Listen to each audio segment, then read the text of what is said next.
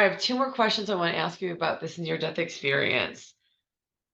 You said that they put your life contract in front of you.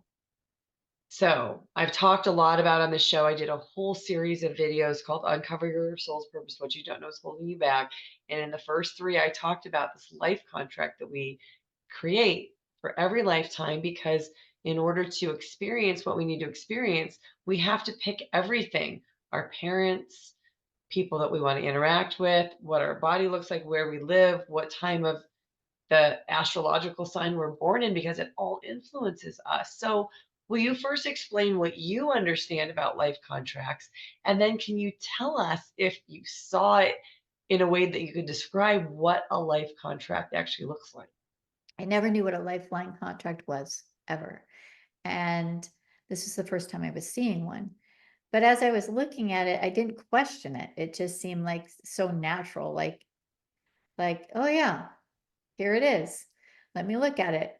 Why not? This is, of course, this is the way it's supposed to be. And so looking at the lifeline contract, like I said, I didn't get to see my past and I wasn't going to be able to see my future.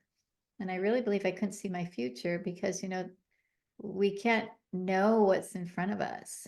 We have to walk the walk and just see what's coming to us.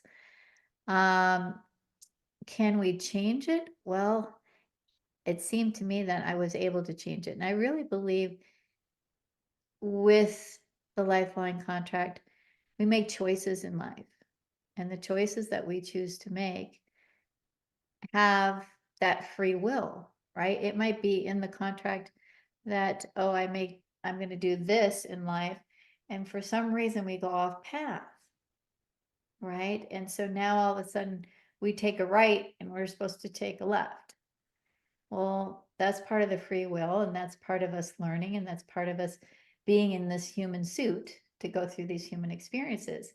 So sometimes people say, well, do you think that they were meant to pass that way? Or do you think that it was part of their contract?